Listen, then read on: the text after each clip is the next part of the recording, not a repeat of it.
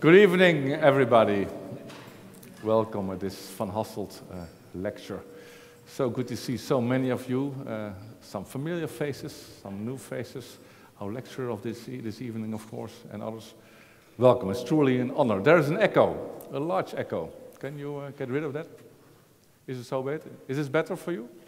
Yeah, okay. So it's truly an honor to have you here tonight in this magnificent hall. We will talk about a very serious issue, and we'll give you some further thought for later on. And I'm sure you know who Frans van Hasselt was, but please allow me to remind you anyway. To do so, I have to take you back to a cold and grey November morning in 1940. In fact, tomorrow, exactly 83 years ago. On that day, student Frans van Hasselt made his way to the civil engineering building, expecting to attend a lecture. It was to be a farewell speech by Professor Josephus Gita, a very popular lecturer, and hundreds of students had gathered that day to listen to him. The Nazis had decided to ban all Jewish professors from all Dutch universities, and Professor Gita was Jewish. Frans van Hasselt and his fellow students saw this teaching ban as a great injustice, and yet another manifestation of the morally corrupt Nazi regime.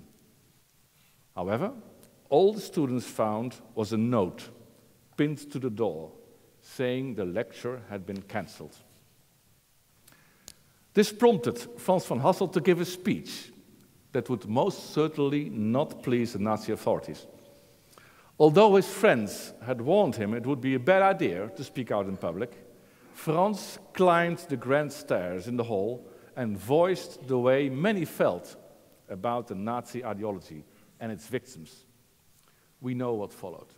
His speech inspired the first student strike against the Nazis in the Netherlands.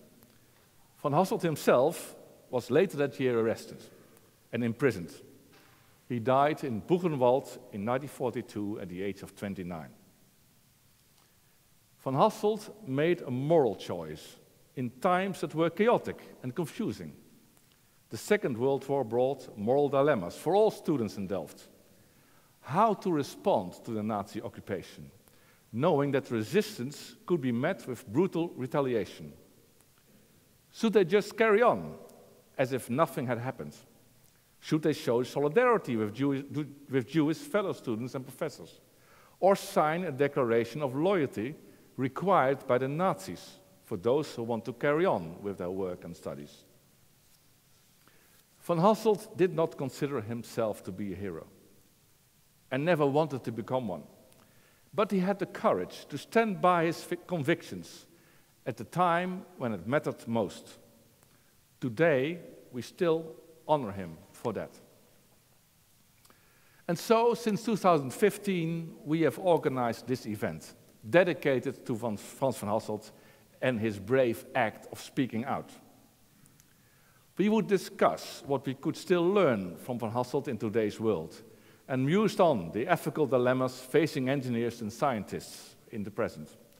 Dilemmas surrounding such topics as big data, gene editing, artificial intelligence. Then the pandemic intervened, meaning that for 3 years we could not organize this lecture. But now, in 2023, we can. And suddenly, we find ourselves closer to Van Hasselt than ever before. Because war has broken out between Israel and Palestinian militants, led by Hamas. And we are putting on the spot, called upon to nail our colors to the mast. So let me be very clear. It goes without saying, or it should go without saying, that I strongly oppose terrorism, just as I oppose anti-Semitism and any other form of oppression. And while we cannot ignore what Hamas did on 7 October in Israel, neither can we ignore the many casualties in Gaza since. However, apart from this violent armed conflict, closer to home, another conflict is brewing, a conflict of disinformation and propaganda. exacerbated by social media. This is making it very difficult to get a handle on what is really going on.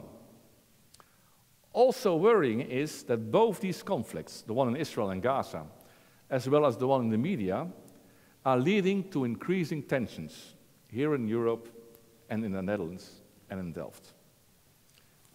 Is there a way out of all of this? I believe so.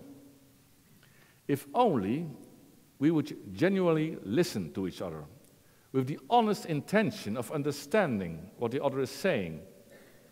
In other words, doing what has been sadly lacking so far in the Middle East, engaging in true dialogue.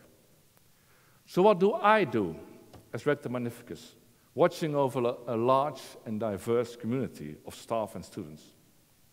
Among them are people on both sides of the conflict, all of them worried about their loved ones, neighbors, classmates. People who, once the Israel-Hamas war is over, and let us pray this happens soon, should be able to put their difference behind them and continue their work together. For now, they should feel safe in the knowledge that they will not be judged on where they are from, or whose side they are on, or the opinions they voice, as long as they do so within the confines of the law and with respect for others. Rather than fanning the flames of conflict, I believe in the power of dialogue. And that is something I want to facilitate within our TU Delft community. Creating a safe environment for such a dialogue to take place is, of course, a prerequisite. We have already organized so-called share and care living room sessions at X, our leisure center. There we have seen that even in a time like this, people still realize that we all share a common humanity. That makes me hopeful. Let us also hope that dialogue will continue behind the scenes of the Israel-Gaza war, and that we may soon see a prolonged ceasefire, followed by a lasting and sustainable peace. But back to the echo. But back to tonight's event. Our next speaker is Michael Klenk, Assistant Professor in Ethics and Technology at our Faculty of Technology, Policy and Management, who will be introducing our esteemed Van Hasselt lecturer. Please welcome Professor Michael Klenk. Thank you.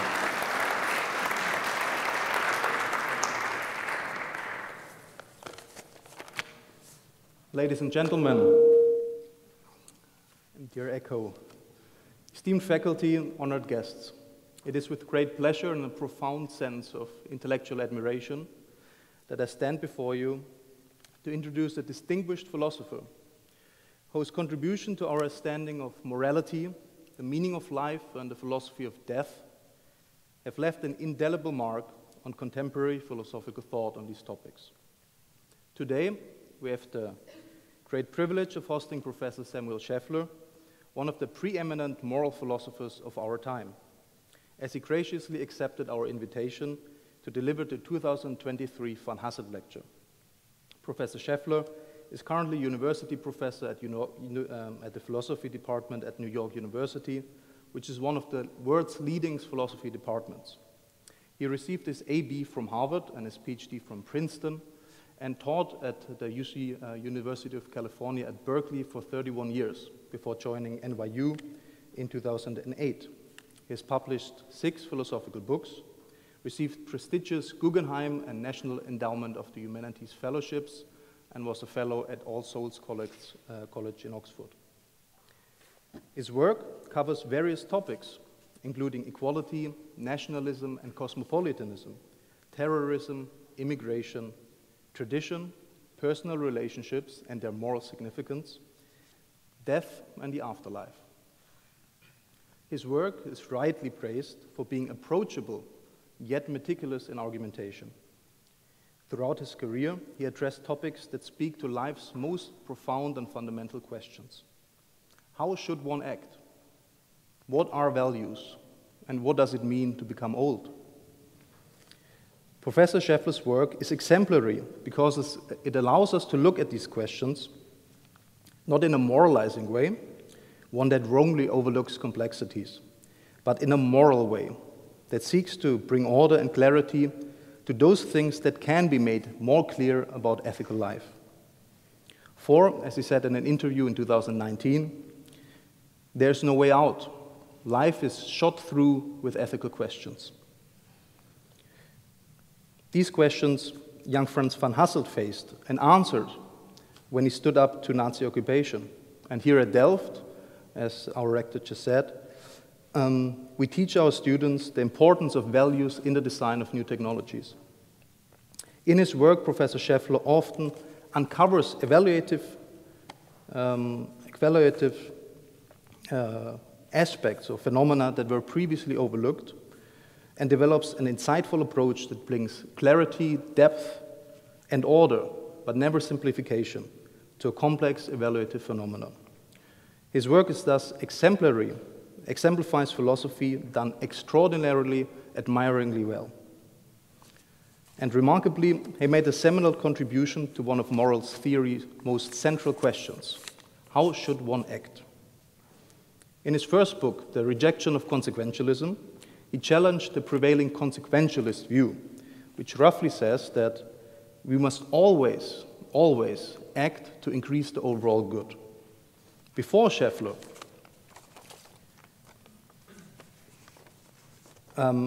we were prone to think about the overall good from an impersonal point of view.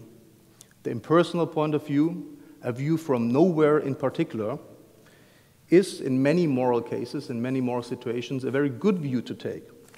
It frees ethics from the constraints of authority wielded by kings and religious leaders, and it lifts ethics above the greedy, self-centered view of narcissists and egoists. So it's a very good view to take very often. But the impersonal view also tells us, and that's very implausible, that there's no room in ethics for helping that child because it is my child. And for someone like Franz von Hasselt to pursue freedom and protest the Nazis because that is his personal project. Professor Scheffler articulates a judicious defense of the view that, at least sometimes, we are permitted ethically to pursue our own concerns rather than the overall good, and that we can take our individual perspectives seriously in ethics without falling back into a simple egoism. I think that is an outstanding and lasting achievement of Professor Scheffler's earliest work. But it's not only in matters of abstract moral theory that Professor Scheffler has left an indelible mark. For example, his exploration of the philosophy of death, most notably in its acclaimed book, Death and the Afterlife, has provided profound insights into the significance for us as we sit here today of life that comes long after us.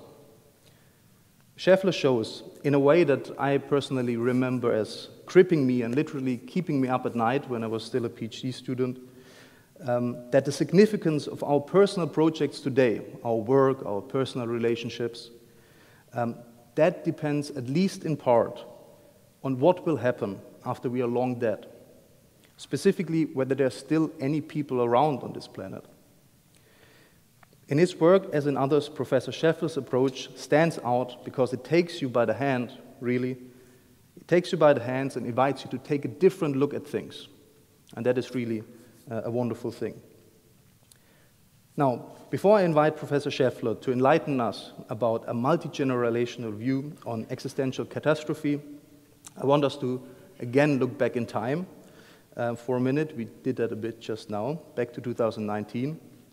So in 2019 is when we first extended our invitation to Professor Scheffler to deliver his lecture, which he accepted. And by March 2020, it became increasingly clear, and I still have an email that says, owing to the global pandemic, it's unlikely that I will be delivering the lecture next month in Delft. And at the time, we were looking at perhaps a couple of months of interruption, and that we were expecting to come out, as it were, at the other end of this pandemic to a world as we knew it. But the expected offset of months, of course, as we now know, became an offset of years. We didn't have a lecture in 2020, 2021, nor 2022. And the remarkable events that we just heard about of the intervening years, which really profoundly and tragically changed the world compared to 2019, made the lecture topic more relevant than ever. So we are very grateful, Professor Scheffler, that you again accepted our invitation to deliver the Van Hasselt lecture in this year. Now, so as we gather here today, we are not only in the presence of an esteemed philosopher, but a thinker whose ideas have shaped the very fabric of our understanding of morality, ethics, and the human experience. So please join me in extending a warm welcome to Professor Samuel Scheffler to deliver the 2023 honorary lecture in the memory of Franz van Hasselt.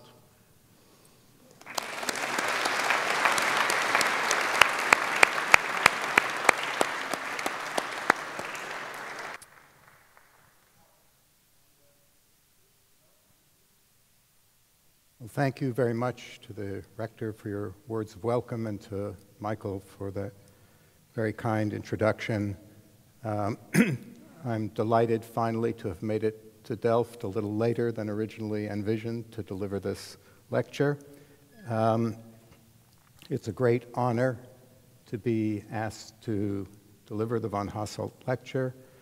And as a Jewish professor myself, I'm very glad to have the opportunity at a time when anti-Semitism is depressingly resurgent, along with forms of toxic bigotry directed at Muslims and other groups, to pay tribute to the moral clarity and personal courage that Franz van Hasselt exhibited almost exactly 83 years ago today.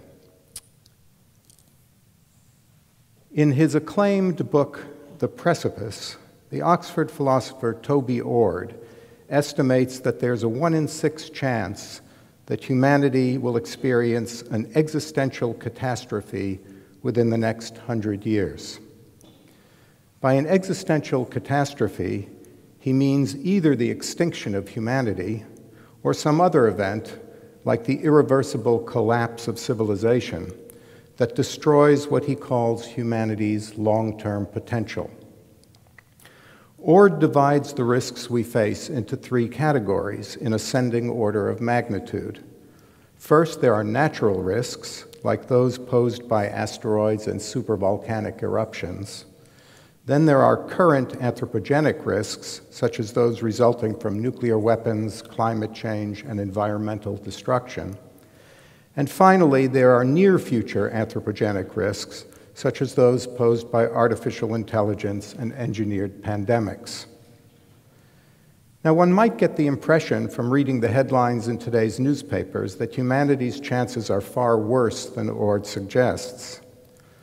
With the world still struggling to emerge from the COVID pandemic, which according to the WHO has killed at least 7 million and perhaps as many as 15 million people to date, with the effects of climate change being felt ever more rapidly and dramatically throughout the world, with fears about the possible use of nuclear weapons in the Ukraine war leading the bulletin of the atomic scientists to move the doomsday clock forward to 90 seconds before midnight, and with the threats posed by artificial intelligence suddenly bursting into public consciousness, it may seem that only the most dewy-eyed optimist would give humanity a 5 in 6 chance of avoiding catastrophe for the next 100 years.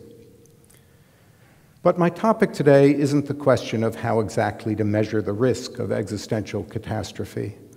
The question I want to ask is how we should react to those risks.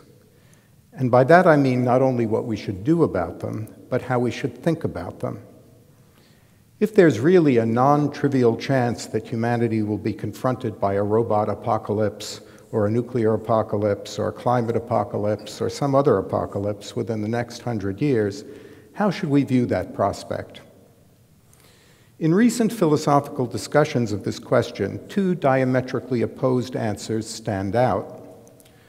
One answer, favored by Toby Ord, Will MacAskill, and other advocates of what they call long-termism, is that we should make the avoidance of existential risk either one of our highest priorities, according to the weak version of the view, or else our highest priority, according to the strong version. The second answer, favored by anti-natalists, such as David Benatar and others, is that we should welcome the prospect of humanity's disappearance and do what we can to accomplish it with as little suffering as possible by simply ceasing to procreate. Now, if I had to choose between these views, I would choose long-termism, because I too believe that human extinction would be a catastrophe and that it's desperately important to safeguard humanity's future. But my reasons for thinking this are very different from the reasons offered by long-termists. So happily, I don't believe that we do have to choose between long-termism and antinatalism. To my mind, the reasons offered by advocates of long-termism have an excessively utilitarian character. Utilitarians who prioritize existential risk do so because they think that vast amounts of well-being stand to be realized if humanity survives well into the future, and forfeited if it doesn't.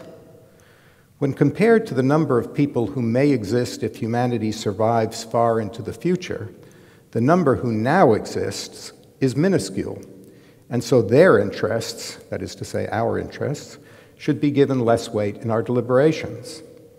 In particular, we may need to neglect the problems of the living in order to promote the welfare of future people. Although long-termists tend to downplay the connection between long-termism and utilitarianism and to present their view, especially in its weak form, as an ecumenical position that can be endorsed by people with very different moral outlooks, they nevertheless tend to conceptualize our moral and practical predicament in broadly but recognizably utilitarian terms. For example, they assign great weight to the sheer number of people who may exist if humanity survives into the very distant future, to the aggregate well-being or potential of those people, and to axiological questions about what the best futures or outcomes would be. Thus, McCaskill endorses Derek Parfit's view that, quote, the end of civilization would mean the absence of trillions upon trillions of people who would otherwise have been born, that preventing the existence of a happy, excuse me, 1 minute.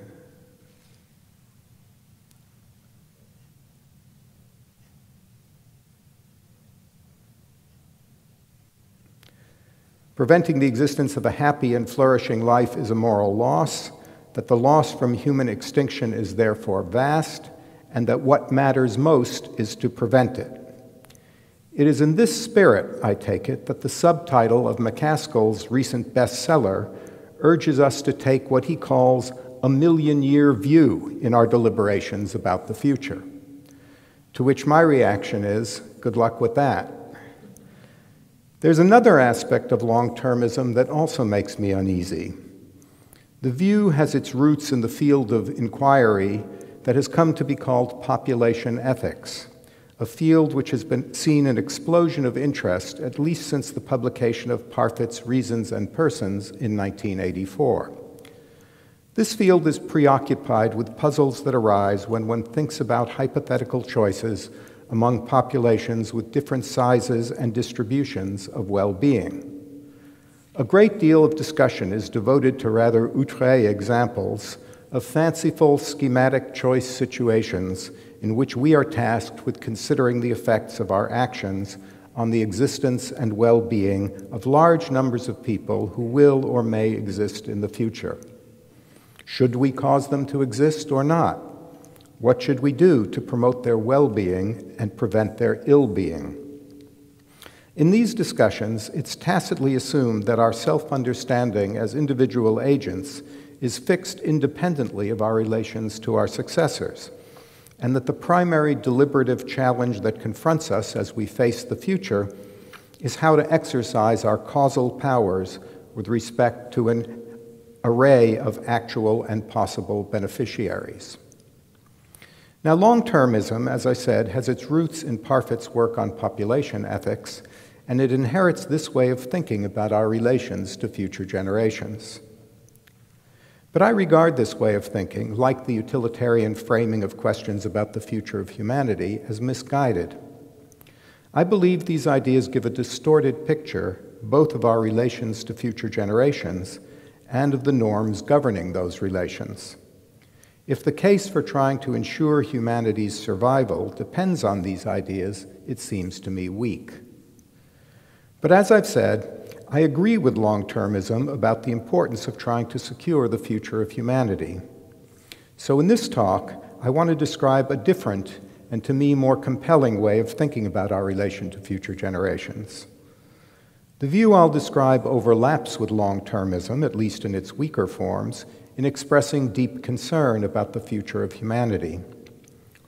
But in addition to grounding that concern in a different set of ideas, it offers an alternative account of the practical implications of the concern. This matters because if we want to mobilize people to reduce the risks of existential catastrophe, we need to be clear about what exactly we think they should be trying to achieve and why. Let me begin with an observation. Many people in the past assigned great significance to their participation in the chain of generations, in the ongoing succession of human lives. They possessed what might be called an historicist sensibility.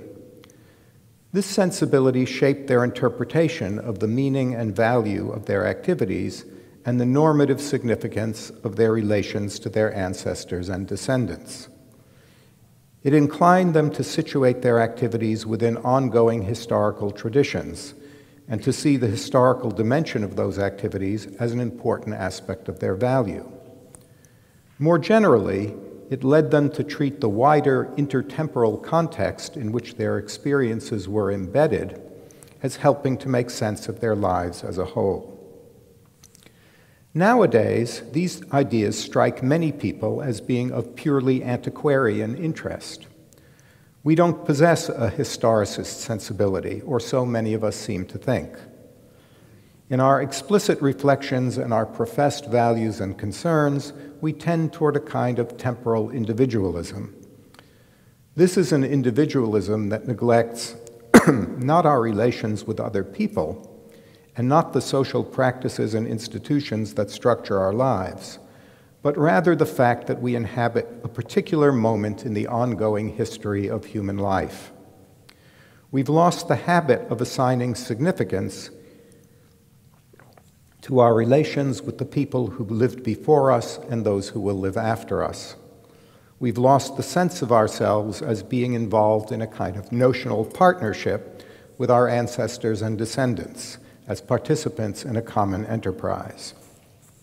And we've lost the sense that one of our important roles, whether we play it wittingly or unwittingly, is to transmit cultural materials, including knowledge, skills, values, and understanding, from our ancestors to our descendants.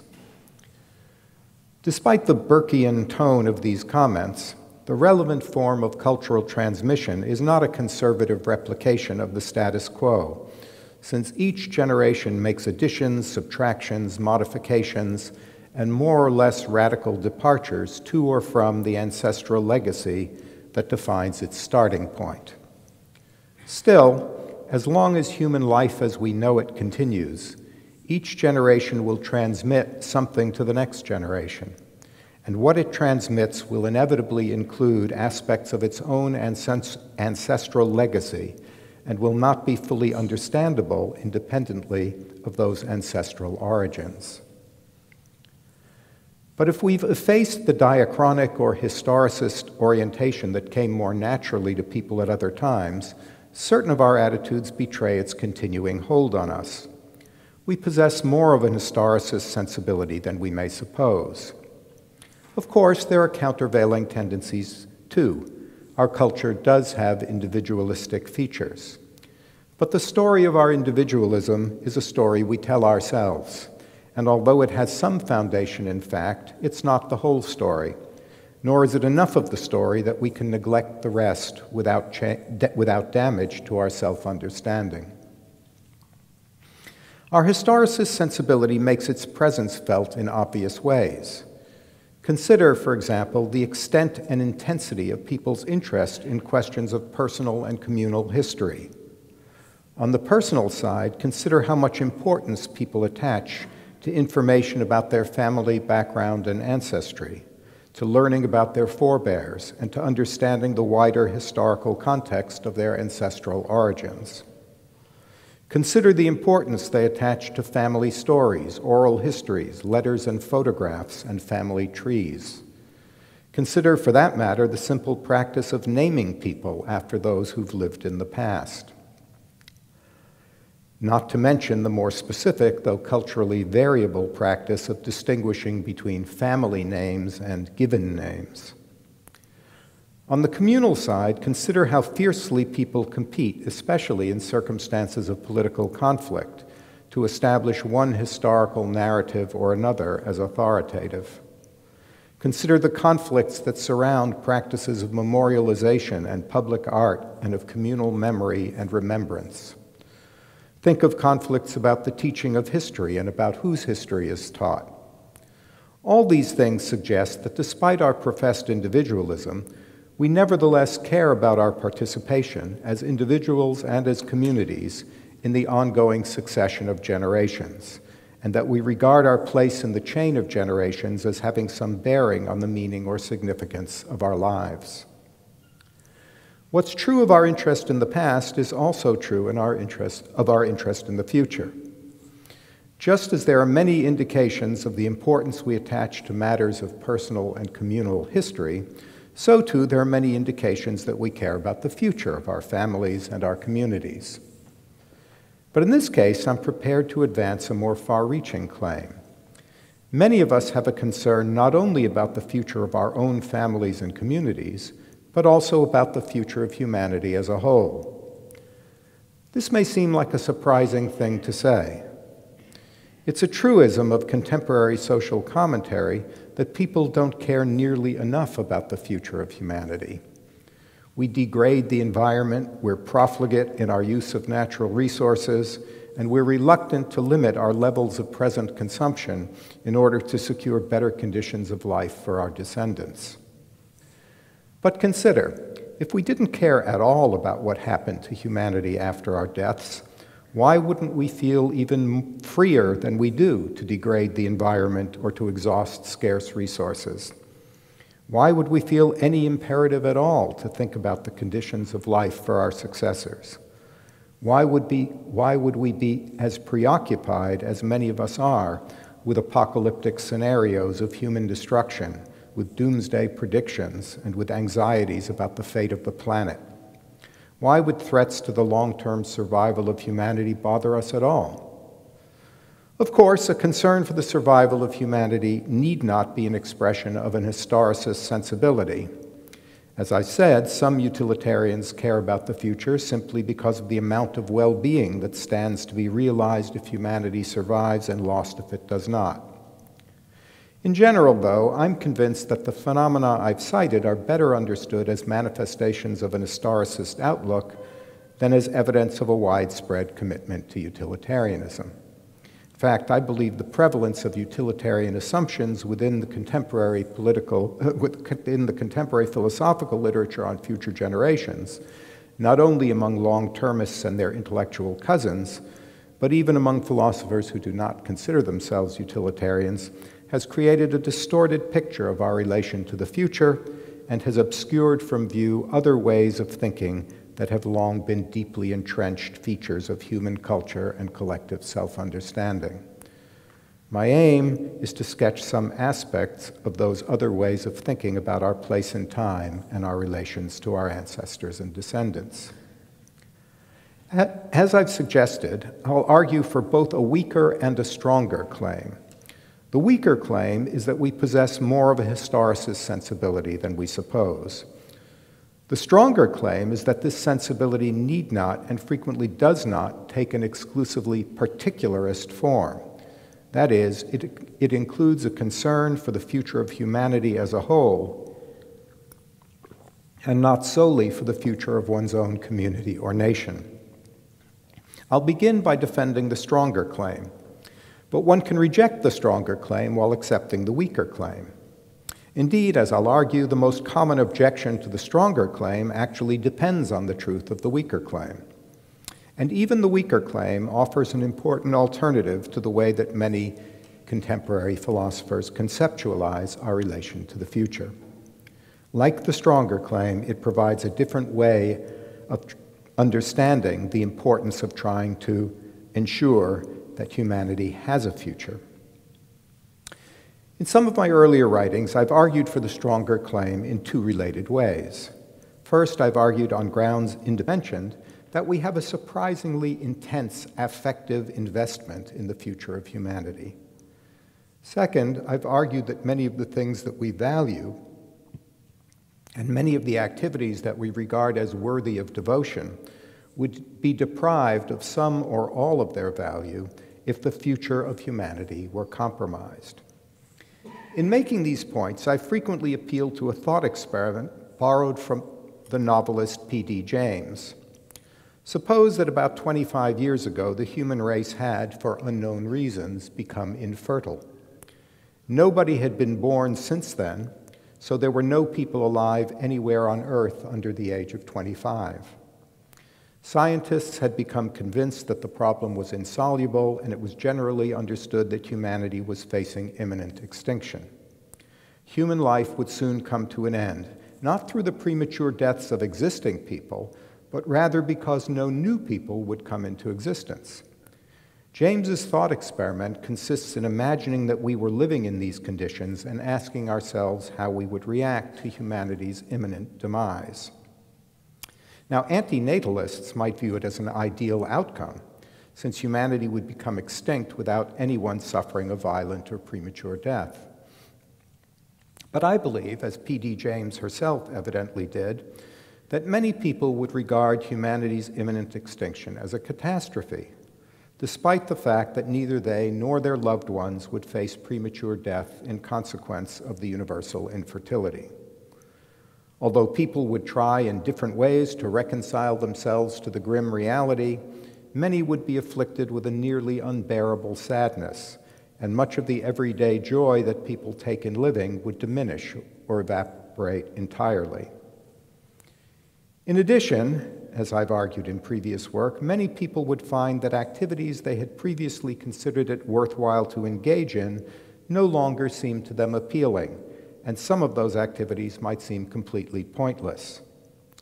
People may disagree about which activities would lose their appeal and which would continue to seem worthwhile, but the details are less important than the central point, which is that the prospect of imminent human extinction would strike many of us as catastrophic. And it would strike us this way even if it would not involve the premature death of any existing person. To be sure, the possibility of extinction through universal infertility did not make it onto Toby Ord's list of looming existential catastrophes, presumably because it seems so far-fetched.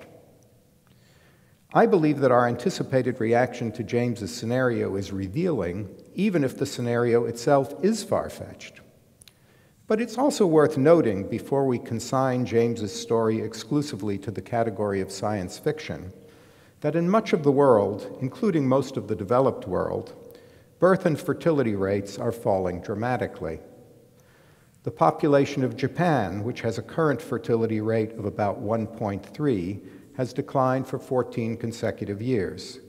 After reaching a high of 128.5 million in 2008, it's projected to drop to 87 million, a decline of over 30%, by 2070. And according to the World Bank, 2021 fertility rates were nearly as low as Japan's or even lower in many other Asian and European countries, including China, Singapore, Hong Kong, Spain, Italy, Greece, Poland, and Portugal. In other countries, including Brazil, France, Germany, Iran, the Netherlands, the United Kingdom, the United States, and Australia, fertility rates are a bit higher, but they remain well below the level at which a population replaces itself from one generation to the next, which for developed countries is usually taken to be 2.1. Earlier this year, South Korea reported the world's lowest fertility rate, a shocking 0.78. Moreover, in a recent analysis of United Nations data, the Pew Research Center predicted that the global fertility rate will fall to 1.9, which is below replacement level, by 2070. And in an article published in The Lancet in 2020, a team of researchers from the University of Washington predicted that it would fall to below 1.7 by 2100, with the population of 23 countries shrinking to half their current size and 183 countries having fertility rates below replacement level. One of the authors of the article even told the BBC that if we can't find a remedy for the predicted jaw-dropping population decline, then, quote, eventually the species disappears. Although he added, that's a few centuries away. Still, perhaps the prospect of extinction through infertility is not quite as remote as we were initially assuming. As I said, though, our anticipated reaction to James's scenario is revealing, even if the scenario itself is purely fictional. What it indicates, I believe, is that many of us have a direct affective concern for the survival of humanity. It's true that humanity's disappearance would deprive certain of our activities of much of their value. It's also true, therefore, that it would be a setback to the interests of living people who had organized substantial portions of their lives around such activities.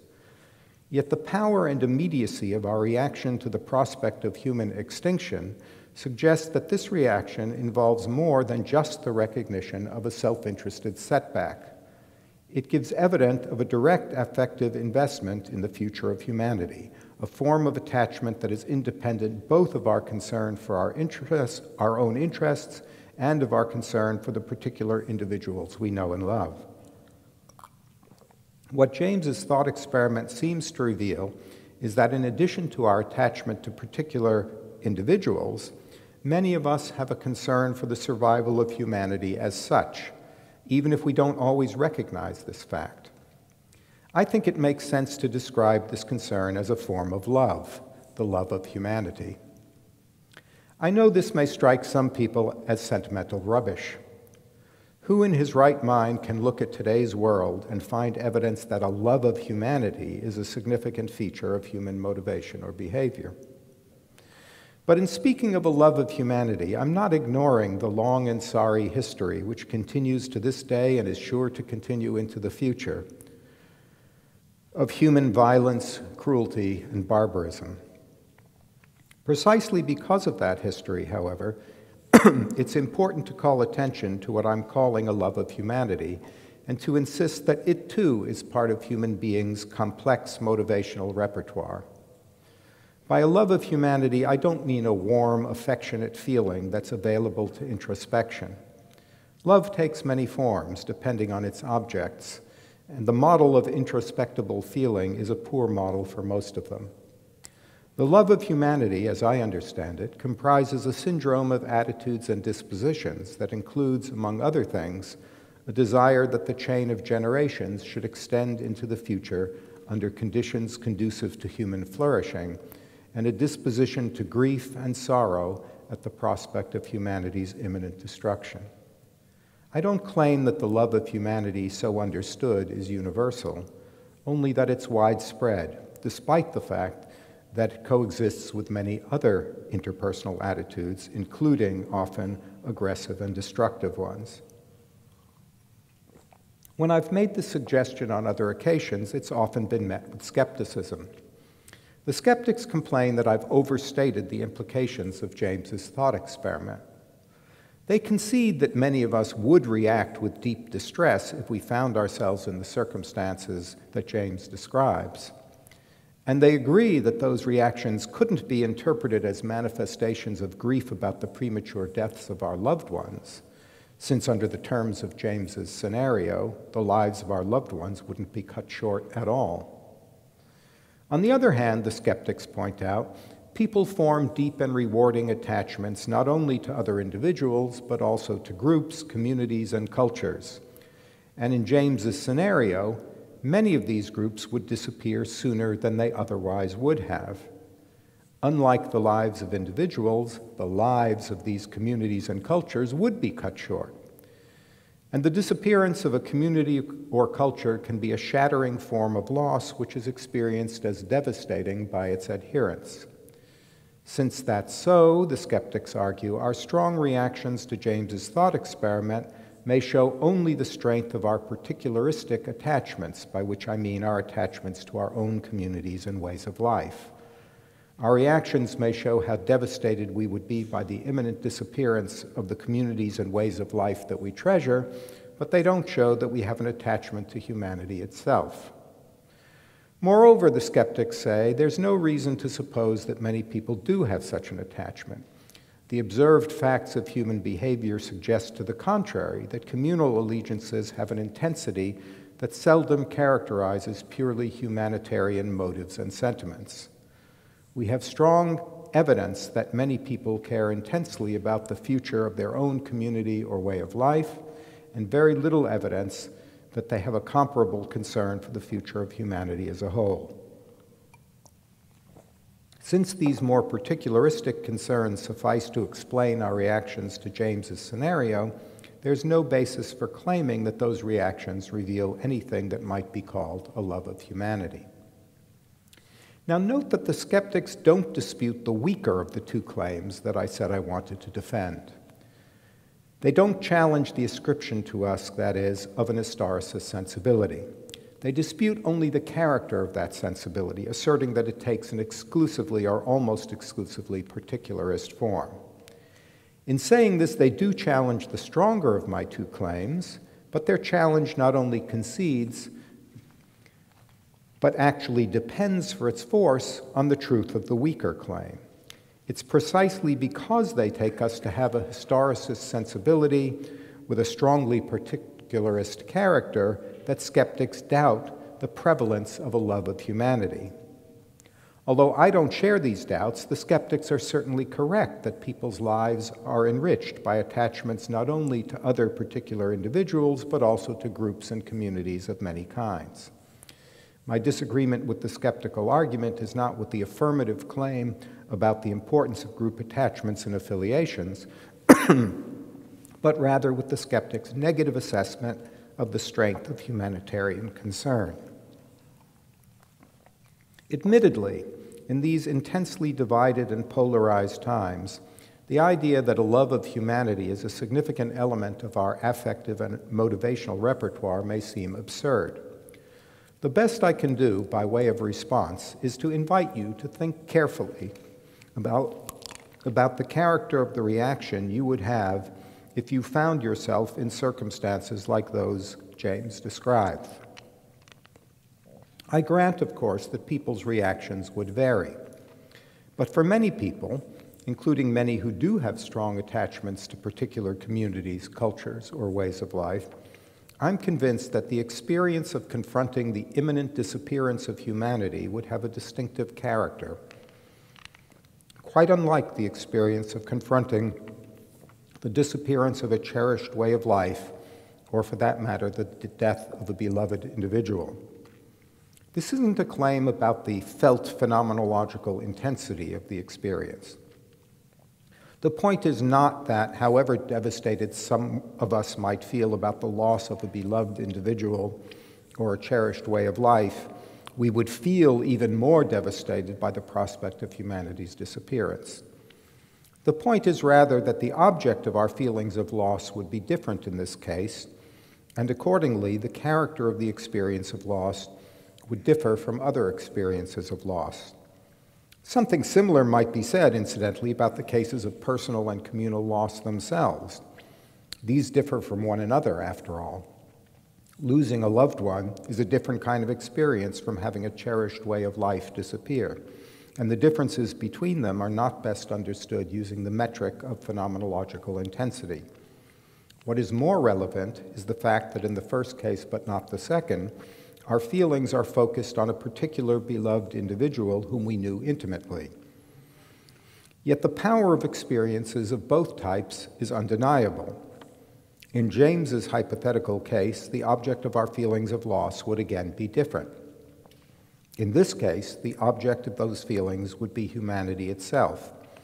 and I believe that many people would view this as an independent source of grief, of unbearable sadness. Our response to the prospect of humanity's imminent disappearance would be distinctive in another way, too. It would consist in part in a recognition that the realm of value itself had been compromised. That is, that a wide range of human activities were no longer worth engaging in, or at any rate that the value of engaging in them was considerably diminished. And although this would be a self-interested setback for the people who engaged in such activities, the value of the activities would be reduced not just for those people, but for everybody. Take a simple example. The value of anyone's engaging in cancer research would be substantially reduced if humanity were going to disappear in 20 or 30 years. There'd be much less point in conducting such research. This contrasts in at least two ways with cases of personal loss. In the aftermath of a grievous personal loss, an individual cancer researcher might feel that she couldn't bear to continue doing her research. But in the first place, this doesn't mean that her research activities would no longer be valuable if she did choose to continue with them.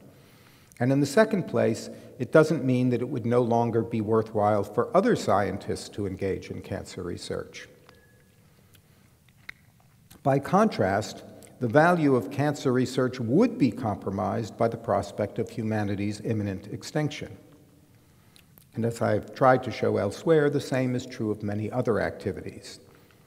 In regarding the prospect of imminent human extinction as a catastrophe, then, we would be registering not only its adverse effects on our own interests, but also our deep attachment to humanity, and not only our deep attachment to humanity itself, but also our recognition that the realm of value was itself under threat.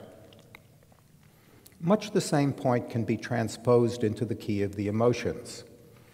When people lose someone they love, often they experience a grief so intense they think it will never end. Sometimes they would actually prefer that it never end. Grief, it seems to them, is the only way of registering the value of what they have lost. And to cease to experience grief would be tantamount to forgetting or neglecting that value. Nevertheless, there's evidence that people are remarkably resilient in the face of loss, and that grief tends in most cases to dissipate after a relatively modest period of time. Indeed, we sometimes think that something has gone wrong if it does not dissipate. As with other powerful emotions, we think that at a certain point the person needs to let go or to move on. Whether we're right about that, and if so, why, is a fascinating question. But the question I want to ask is different. The question is, what makes it possible for us to move on or to let go of our grief, as we so often do? Without providing a complete accounting of the conditions that make this possible, let me mention two necessary conditions. When bereaved people manage to let go of their grief after what we judge to be an appropriate time, the death that they've been mourning has already happened. It's over. At the same time, and this is the second condition, a post-mortem future remains open for the bereaved. There's something for them to move on to. But neither of these things would be true in James's scenario. The thing that people were mourning, the disappearance of humanity, would not be over. It would be unfolding in slow motion. And there would be no post-mortem future for the bereaved. Once humanity was extinct, they would be gone and in no position to move on to anything. Their grief at the imminent disappearance of humanity would be, literally, the grief to end all grief, a response to a wound even time couldn't heal. Skepticism notwithstanding, then, I'll continue to characterize the concern revealed by James's thought experiment as amounting to a love of humanity. But the object of this concern needs clarification. What exactly do we love insofar as we love humanity? Is it the biological species, Homo sapiens? If so, then our love would be satisfied if the species were to thrive, even though people's values and behavior were irredeemably vile. Or alternatively, is it certain types of human activity or certain human values or certain human achievements that we love? If so, then our love would be satisfied if the species died out, but an alien species came to appreciate the achievements, adopt the values, and engage in the activities. And in either case, how does our love of humanity differ from the love of other kinds of creatures? How does it differ from a love of the elephants? My answers to these questions are as follows. Our love of humanity is neither a love of the biological kind Homo sapiens, nor a love of human activities and achievements, though each of these suggestions gestures at something important. The first suggestion is too reductive. Our love of humanity cannot be reduced to a love of our species, although it's worth wondering whether the species could really thrive if people's values and behavior were irredeemably vile. On the other hand, many of the values and activities and achievements that the second answer cites depends on facts about or an appreciation of our natural human form and constitution. This is obviously true of many aesthetic values and activities, but it's also true of many ethical values. Many of our values depend, in one way or another, on the contingencies of our embodiment. So it's unclear to what extent a love of human activities, values, and achievements is fully independent of a love of our biological kind. And it's unclear to what extent an alien species could truly appreciate and perpetuate these things. A better answer is this. What we love when we love humanity is humanity as a form of life. We love what's lovable about human beings, and we're appalled by what's appalling about them. We love their kindness, their humor, their sociality, their imaginativeness, the subtlety and variety of their emotions, their capacity for understanding themselves and the world around them, the pleasure they take in one another's company, their sense of fun and play, their ingenuity, their capacity to create new social forms and preserve old ones, their dignity and courage, their sensitivity to beauty, their capacity for satire and farce, their foibles and eccentricities, and their talent, adventurousness, curiosity, and creativity. And because we love humanity, we are also appalled by human beings' cruelty, their callousness, their destructiveness and self-destructiveness, their obstinate stupidity, their obtuseness, their vindictiveness, their mean-spiritedness, and their insensitivity.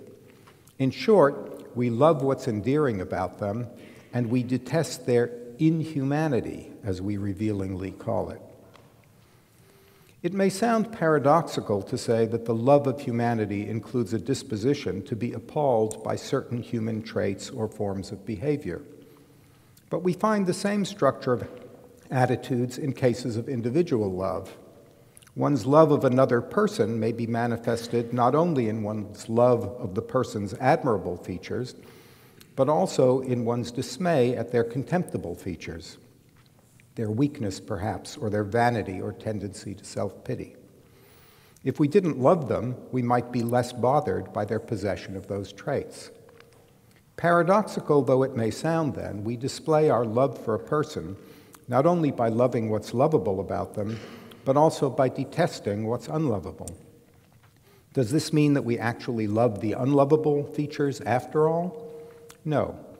Our reactions of dismay may be manifestations of our love for the person without showing that we love the unlovable features themselves. The same structure applies to our love of humanity.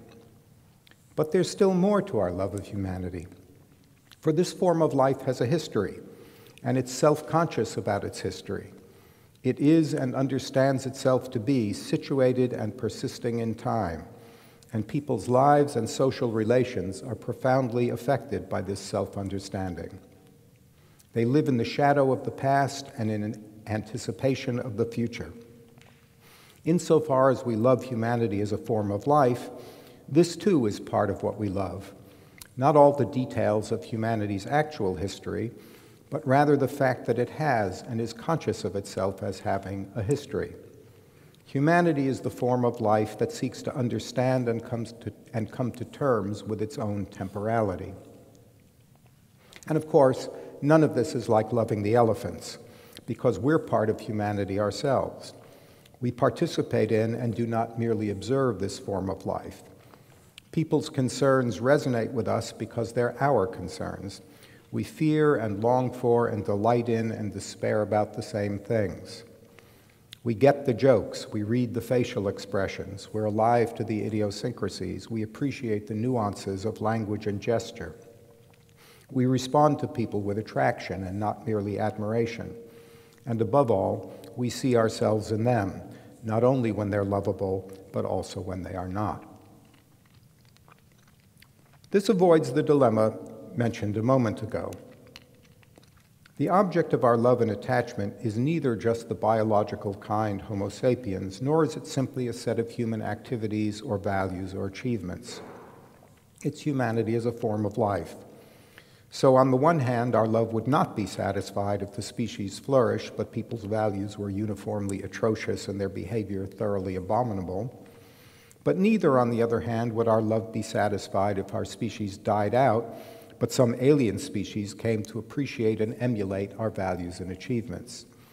It's humanity as a biologically grounded, interpretively rich, historically situated, and temporally persisting form of life, a form of life in which we ourselves are participants, that we want to survive under conditions conducive to human flourishing. This brings us back to the question of the historicist sensibility. I've been defending the stronger of the two claims I made at the outset, namely that a love of humanity is a feature of our historicist sensibility. This form of love is best understood as a syndrome of attitudes and dispositions which comprises, among other things, a desire that the chain of generations should extend into the future under conditions conducive to human flourishing, and a disposition to grief and sorrow at the prospect of humanity's imminent destruction. The historicist sensibility, as I've described it, also includes a tendency to interpret the meaning and significance of our lives as dependent on our participation in the chain of human generations, in the ongoing succession of human lives. And it includes an implicit understanding that the worth of many of our activities, the fulfillment of many of our most basic interests, and the fate of many of the values we cherish depend on the survival and flourishing of humanity after our deaths. As we know, skeptics will protest that a historicist sensibility need not include a love of humanity, and that usually it does not. It includes only the love of a particular nation or people, and so it takes an exclusively particularist form. But although I agree that it sometimes takes a particularist form, I doubt that it always does. Whether we recognize it or not, many of us have a love of humanity in addition to whatever particularist allegiances we may have. This means we possess a historicist sensibility that does not have an exclusively particularist character. But even if the skeptics are correct and my stronger claim is untenable, that still leaves the weaker claim, which is simply that we possess more of a historicist sensibility than we recognize. As I've said, the skeptics not only do not reject this claim, but they actually insist on it. They agree that despite the widespread characterization of modern liberal societies as dominated by an individualist ethos, there are significant respects in which those of us who live in such societies understand ourselves and our lives in historicist terms. We too have an historicist sensibility, even if, as the skeptics believe, I'm wrong in denying that it takes a predominantly particularist form. The weaker claim, although weaker, nevertheless offers an alternative to the way that many contemporary philosophers, including many long-termists and many antinatalists, conceptualize our relation to the future. Indeed, both claims suggest a different way of thinking about the importance of ensuring humanity's future. In the concluding section of this talk, I want to identify 3 lessons that this alternative historicist view can teach us, whether we accept the stronger claim or only the weaker claim. First, remember the tacit assumption that long-termism inherits from population ethics, namely, that we face the future as individual moral agents whose self-understanding is fixed independently of our relations to our successors, and who are tasked with considering the effects of our actions on the well-being of large numbers of people who will or may exist in the future. If I'm right in ascribing to us a historicist sensibility, then this way of thinking about the significance of future generations neglects some important features of our actual attitudes toward our successors. For our sense of ourselves as persisting creatures includes an understanding, whether explicit or implicit, that we're participants in the ongoing chain of human generations. On the one hand, we recognize the formative influence of events from our prehistory in shaping our lives, circumstances, and experience, and we know that we are profoundly and unavoidably affected by the structure of institutions, norms, customs, and values into which we're born. On the other hand, many of the activities we regard as worthwhile depend for some or all of their value on the survival of others after our deaths. We rely on the future when we commit ourselves to projects and activities in the present. Dependent in one way on the past and in another way on the future, we are who we are by virtue of our placement at a specific node in the ongoing history of humanity. Lest this sound excessively abstract, it's worth noting that the historicist dimension of our self-understanding is supported by a mundane aspect of our personal experience, namely the fact that we commonly form ties of acquaintance and affection with people who belong to a number of different generations. When I was a child, for example, I had ties of affection with my grandparents and others of their generation who were born in the late 19th century. I now have such ties with my grandchildren, who belong to an age cohort with an average life expectancy that extends into the 22nd century. As this suggests, it's not unusual for a person to have ties of acquaintance and affection with each of a temporal sequence of individuals whose combined lifespan extends over 200 years, more than double the person's own lifespan. This provides an experiential basis for the development of an historicist sensibility, for it means that many of us have concrete social and affective ties to some people whose lives began long before our own, and to others whose lives will continue long after we die. The upshot, I believe, is that in thinking about the prospect of existential catastrophe and the importance of trying to secure humanity's future, philosophers and policymakers would do well to remember that we face the future not as independently defined agents facing an array of actual and possible beneficiaries, but as creatures whose values and self-understanding already incorporate, if only implicitly, a rich set of assumptions about our place in the chain of generations. Accordingly, the view philosophers and policymakers may cogently ask us to take is not a million-year view, but rather a multi-generational view. The important thing is not to maximize anyone's well-being over a million-year period, but to secure the persistence of the chain of generations into the indefinite future. This brings me to the second lesson, which has to do with the content of our concern for those we love.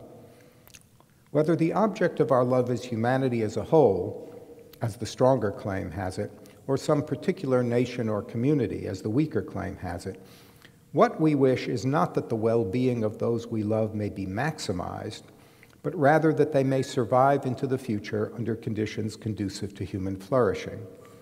After all, we cannot possibly know what will maximize their well-being. Indeed, we know that their well-being will inevitably depend on how they respond to circumstances we cannot now anticipate.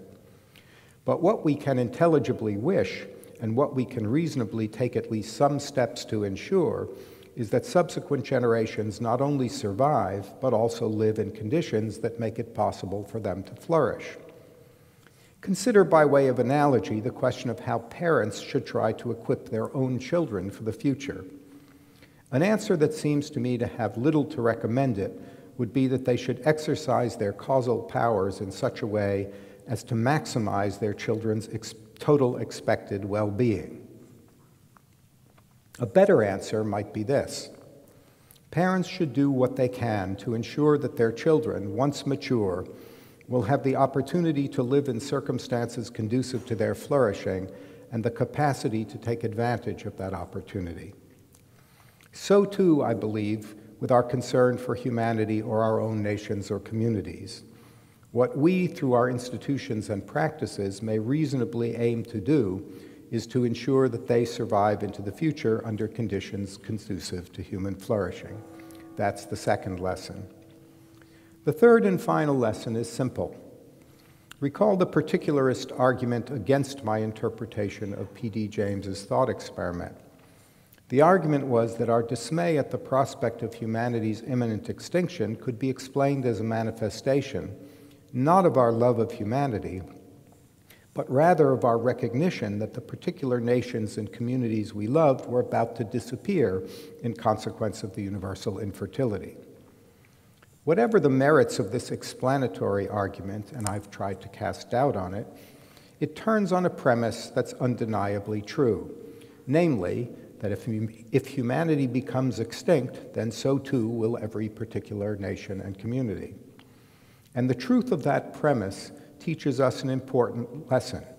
It teaches us that if we have a historicist sensibility at all, whether it takes a particularist or a non-particularist form, we have reason to dread the extinction of humanity and to do what is in our power to prevent it. Taken together, these three lessons provide a very different picture of how we should view the prospect of existential catastrophe than the one provided by long-termism. Even if we agree with long-termists about the desperate importance of trying to ensure the future of humanity in the face of ever more daunting existential threats, we need not agree either with their explanation of why this is important or with their understanding of what our practical aim should be. It's important not because of the vast amount of well-being that may be realized if humanity survives or forfeited if it does not, but rather because so much of what we love and value depends on it. And our aim should be not to maximize human well-being or humanity's potential over millions or billions of years, trading off present misery against future flourishing as needed, but rather to do what we can, given the limits of our knowledge, abilities, resources, and opportunities, to ensure that humanity survives and that the chain of generations is extended into the indefinite future under conditions conducive to human flourishing. Thank you.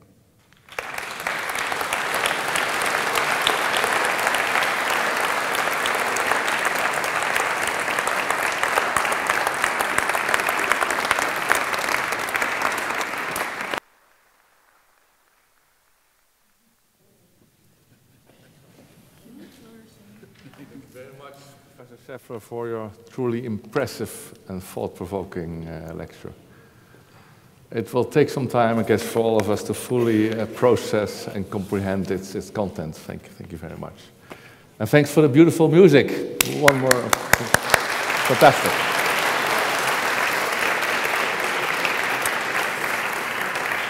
So now let's move on to the Makel Prize. I now have the pleasure to announce this year's winner of the Makel Prize. We have dedicated the prize to Jan Makel, a professor in historical geology and paleontology. He led the resistance movement during the first years of the Second World War. He was arrested in 1941 and executed on the 3rd of May, 1942. To honor Makel's memory, we award this prize to the most responsible innovation at TU Delft. Responsible innovation means aligning your research and innovations with the needs and values of society. With the Makel Prize, we want to increase awareness of the ethical aspects of technological developments and stress that researchers and designers play an important part in incorporating these aspects. In today's world, we face grand challenges, even existential ones. Hearing about the effects of climate change, threats to the environment, or dwindling biodiversity, it's easy to think that this is where we should direct all our efforts. But impact comes in all shapes and sizes. In fact, on a personal level, the level of our day-to-day existence, seemingly smaller challenges can affect us all the more. As a researcher, then, you should never underestimate the good that can come from a simple design that tackles a problem that is not that grand at first sight. That is why we have awarded this year's Makel Prize to a project team that has come up with a solution to a problem that is very real and devastating to many people across the world, even though it might seem small compared to climate change or political polarization. The problem they tackled is this. In African countries, women often must undergo medical procedures that are very taxing, both emotionally and physically. After a miscarriage, they must undergo a procedure called uterus evacuation to clean the womb. It is an extremely painful procedure, especially without anesthetics. And in low research settings across Africa, access to anesthetic equipment is often limited. In some cases, this deters women from undergoing such a procedure, often with fatal consequences. The project team from the faculty of IDE has developed a project called an SED, a syringe extension device that can administer anesthetics directly to the cervix.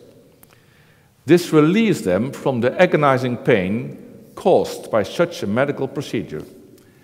In their design, the project team took into account that the cost of the project could be a severe obstacle for their innovation to reach the population it needs.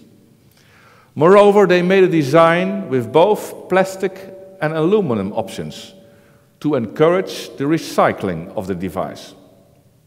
It was also created together with local hospitals in Kenya, where they have already started to use it. For the Makel jury, this focus on the needs of a structurally marginalized group really stood out. The team showed unusual commitment to solve a problem outside of the typical focus of our current attention economy in the West, an admirable achievement. They took on a problem for which there is little external incentive. This resonates with the spirit of Professor Jan Makel. Makel undertook to end oppression and suffering, something for which he could not have expected praise at the time. On the contrary, his endeavor was uncertain and risky from the beginning. To sum up, the prize-winning team has designed a practical device that tackles a very real and relevant problem. They kept both the needs of the users and potential negative ecological effects of their innovation in mind, and they tried to decrease these risks as much as possible. I can say with full confidence that it is this type of innovative research that meets many of the values that TU Delft stands for. Research that is socially relevant, conscious of its environmental impact, transparent and inclusive. I'm therefore glad to congratulate Karl-Heinz Samenjo and Jan Karel Diel with their outstanding work.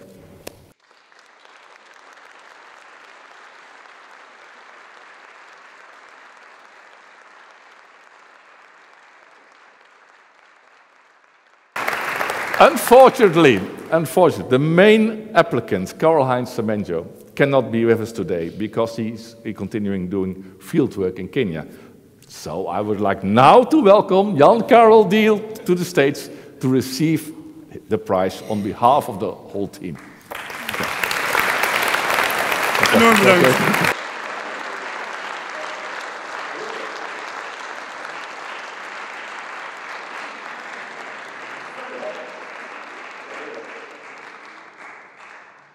Where's the photographer? I'm not sure. Oh, she's coming. It's okay? I'll leave it to you. It's okay? Yes, sure, yeah? It's very heavy. Okay, for the picture. Okay, congratulations. Thank you so much. Thank you very much.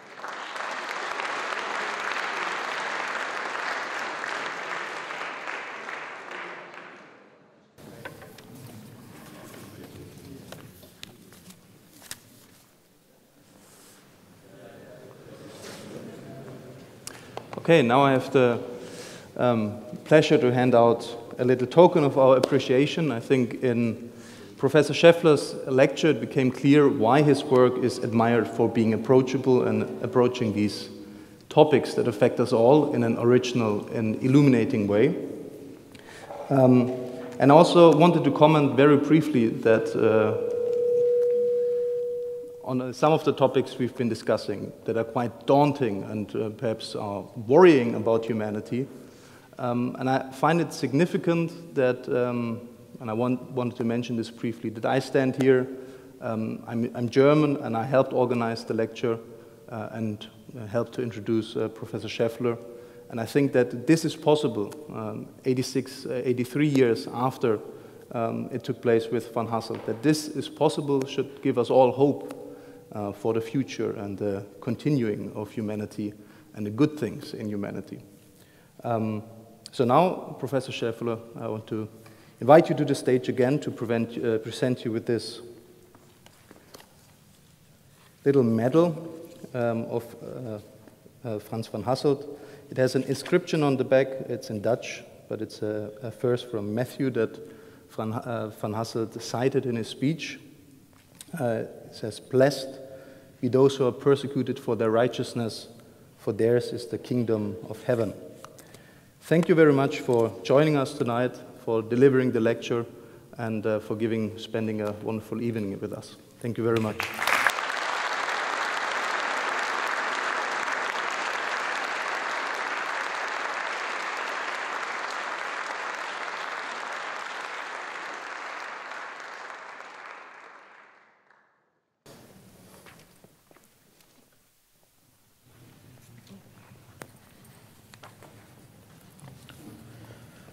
Dear all, my name is Rob Mudde, currently Vice Rector Magnificus and Vice President Education of TU Delft. And it's my privilege to close the Van Hasselt Lecture of 2023. We've heard so much tonight and been given so much food for thought that the last thing you probably need right now is another talk. I would like to wrap up, however, with what for me were a few of tonight's highlights. First of all, Tim van der Hagen, our rector, had the difficult task of putting recent events in perspective. I wholeheartedly agree with his call for dialogue. We should keep looking for common ground, or at the very least, agree to disagree. Creating a safe environment for people to do so is something we can do as an organization. At a personal level, we could perhaps also reach out more, lend a willing ear, without judgment.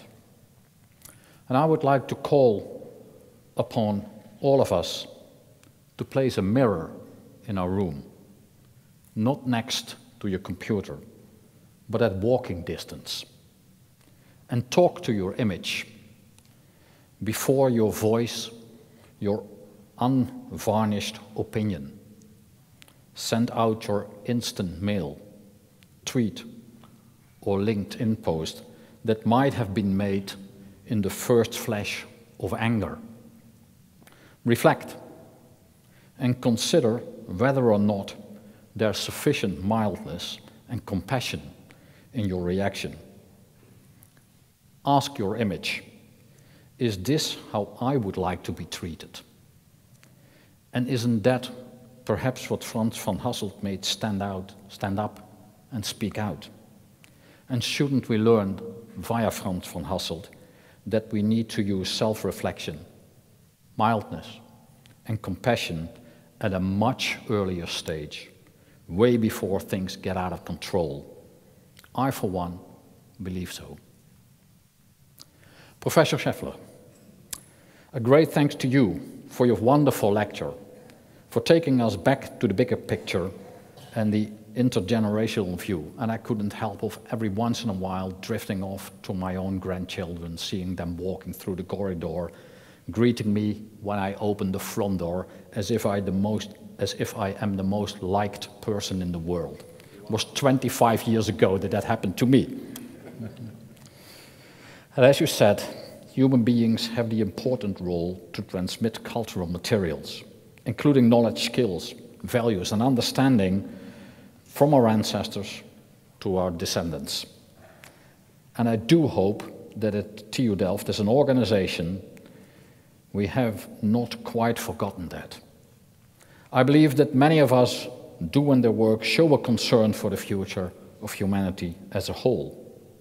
And in that respect, I was particularly struck by your description of an existential catastrophe as a wound even time could not heal. As far as catastrophic events are concerned, as a University of Technology, perhaps we sometimes err on the side of trying to do something about them, rather than being concerned with how we think about them. This is why it's so important we have people like Michael Crank and Martin Sant at our Department of Ethics and Philosophy. Thank you very much for organizing this event. And that brings me to this year's winner of the Makel Prize, a prize which is a happy marriage between technological innovation and ethical concerns.